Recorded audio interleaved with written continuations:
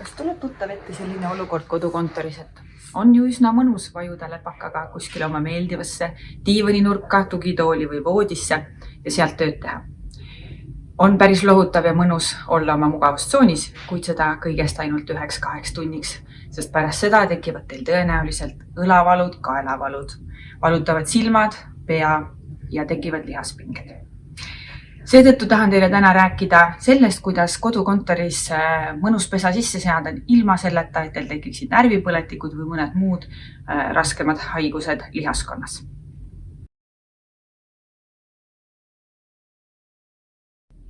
Kui sul on kodus võimalik valida, millisesse ruumi panna oma töölaud püsti, siis eelista sellist, kus on olemas loomulik valgus ja võimalus ka akent avada, sest nii saad ruumi tuulutada, aga jälgi, et ei tekiks sul tuuletõmmet.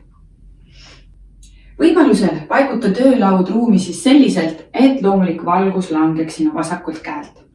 Alati tuleb juurde panna ka lisavalgustust, on see siis laelamp või laualamp, sest ka loomulikust valgusest tegelikult töö tegemiseks ei piisa. Jälgige seda, et juhtmed oleksid paigutatud nii, et nende otsa ei ole võimalik komistada. Sama kehtib ka vaipade ja uksepakkude kohta. Kõik peab olema ohutu ja turvaline ka kodukontoris. Istumiseks kasuta sellist tooli, mis toetab sinu selga täielikult, alt üles. Oluline on jälgida, et ka alaselg oleks vastu tooli seljatuge. Vajadusel võid panna selja taha ka pehme väikse padja või keerata saunalina rolli ning asetada siia alaseljale toeks. Tooli kõrgus on õige sellisel juhul, kui sa saad istuda selliselt, et sul on jalad täis talla peal maas ning põlvest tekib 90-kraadine nurk.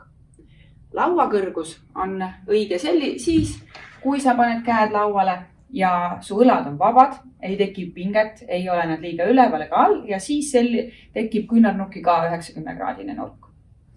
Kui sinu laud ei ole piisavalt sügav, siis kasuta laua pikenduseks tooli käetugesid.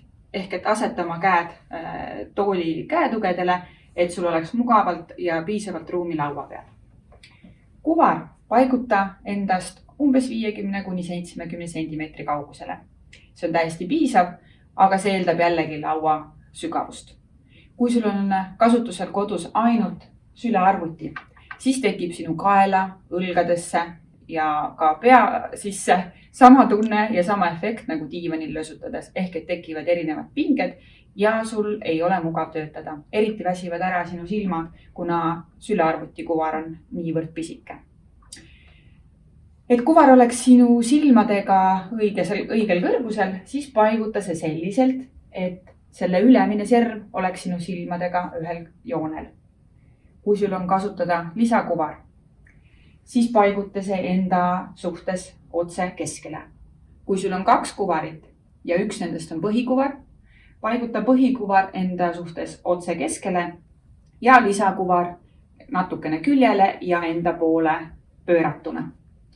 Kui sul on 2 ekraani, mis on sinu põhitöövahendiks, siis paiguta kuvarid selliselt, et nende ühendus keskjoon oleks sinu suhtes keskel. Kui sa ei ole veel viinud endale koju suuremat kuvarit ja sul ongi kasutusel ainult sülearvuti, siis sellisel juhul oleks ka sellest piisav, kui te kasva asetate arvuti alla midagi, on selleks suur hunnik raamatuid või mingi kast, et sülearvuti oleks õigel kõrgusel. Aga sellisel juhul on teil vaja koju muretseda klaviatuur ja hiir, et te saaksite seda ergonoomiliselt laua peale asetades kasutada.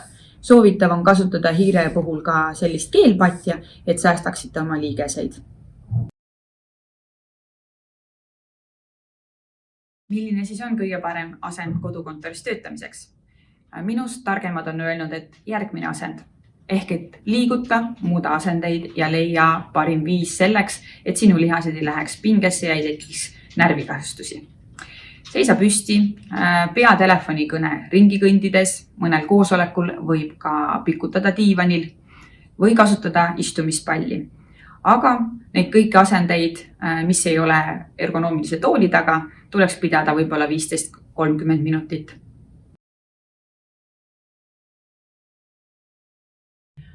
Aga õigetest tööasenditest ja mööblipaigutusest on palju olulisem takistus inimestel, mida kodukontoris ületada. Nimelt regulaarsete pauside võtmine. Ole hea ja võta igas töötunnis vähemalt 5-6 minutiline paus selleks, et sirutada, venitada, vaadata kaugusesse ja mõtted klaarida. Kui sa ei tea, mida selle pausi aeg ette võtta, siis loe vahelduseks ajalehte, mängi koera või lastega,